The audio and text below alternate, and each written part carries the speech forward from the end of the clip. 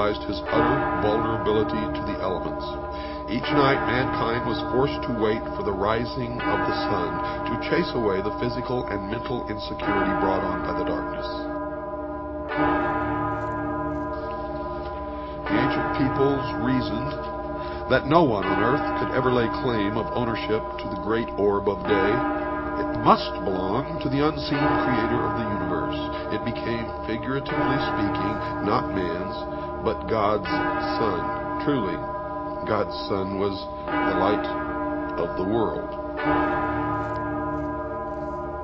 Ancient man, even with his limited intelligence at that time, had no problem understanding that all life on earth depended directly on life-giving energy from the sun. Killing it happened in one's own mind. When we are confronted with harsh realities of life, the truth, the light of truth, which we do not wish to face and which runs counter to our views, such truth is put to death by your mind and in your head. Therefore, God's Son, the truth and the light, is put to death at the place of the skull, or skull place, located somewhere between your ears. This putting to death of the light of hope in your mind is always accompanied by the two thieves: regret for the past and fear of the future. Something's wrong, folks, in America. Something's really wrong.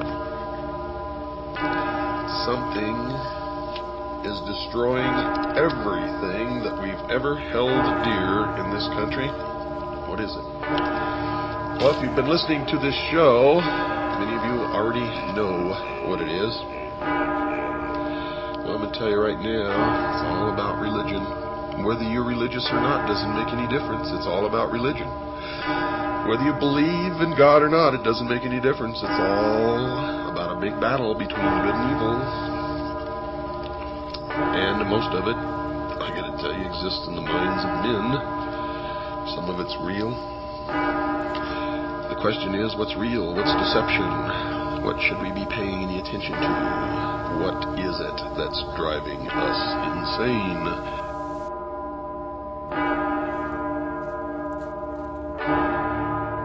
Yes, something is wrong in America.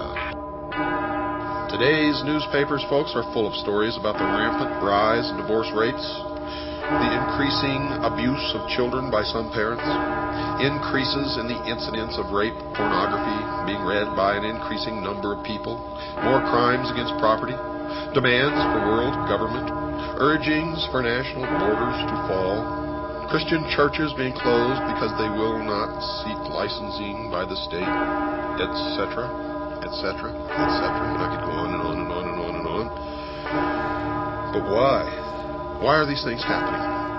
Why are all of the legacies of the past, the family, national borders, the right to practice any chosen religion, the right to private property, among other things, under such an attack? Is it possible that there are actually people and organizations who really want to change the basic order of things? Well, my regular listeners know the answer to that.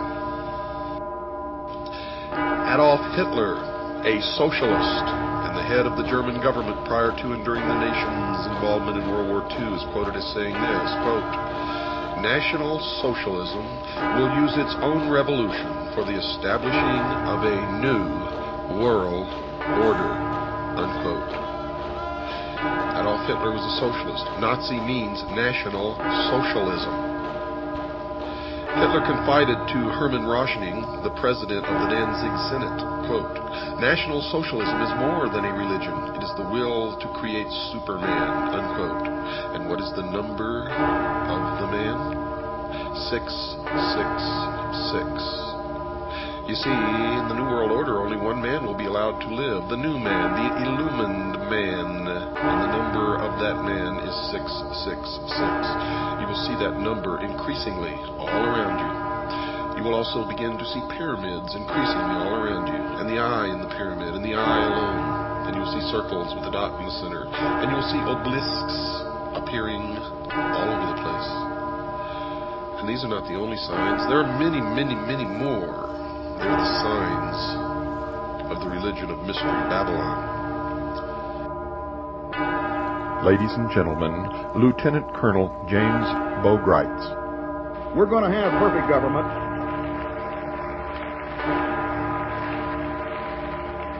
Perfect government is coming soon, and I'm looking forward to it. You see how these people fool themselves? They always say that the end is peace and security, a world utopia. But to get it, they spill more blood than ever has been spilled in history. Each time they try to bring about their utopia, the blood runs in the streets. They're liars. They're hypocrites. They're manipulators, deceivers.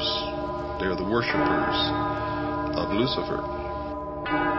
What you have just heard, ladies and gentlemen, is the age-old dream of Mystery Babylon, the secret societies, Freemason, the Knights Templars, the Knights of Malta, the ancient order of the Rose and Cross, the age-old dream of a perfect government, permanent utopia upon this earth.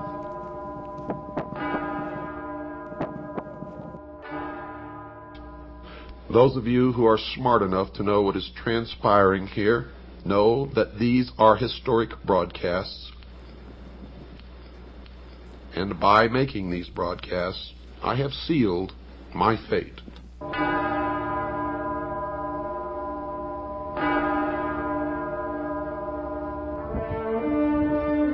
You're listening to the Hour of the Time, and I'm Pooh. I'm William Cooper. I pledge allegiance to the flag of the United States of America and to the republic. I forgot it. I have to start it all over again. That's fine, honey. Everybody knows you know it because you've said it so many times, so don't be embarrassed. We all make mistakes. Okay. So go ahead and start again. Okay. I pledge allegiance to the flag of the United States of America and to the republic for which it stands, one nation, under God, indivisible, with liberty and justice for all. Good night, folks.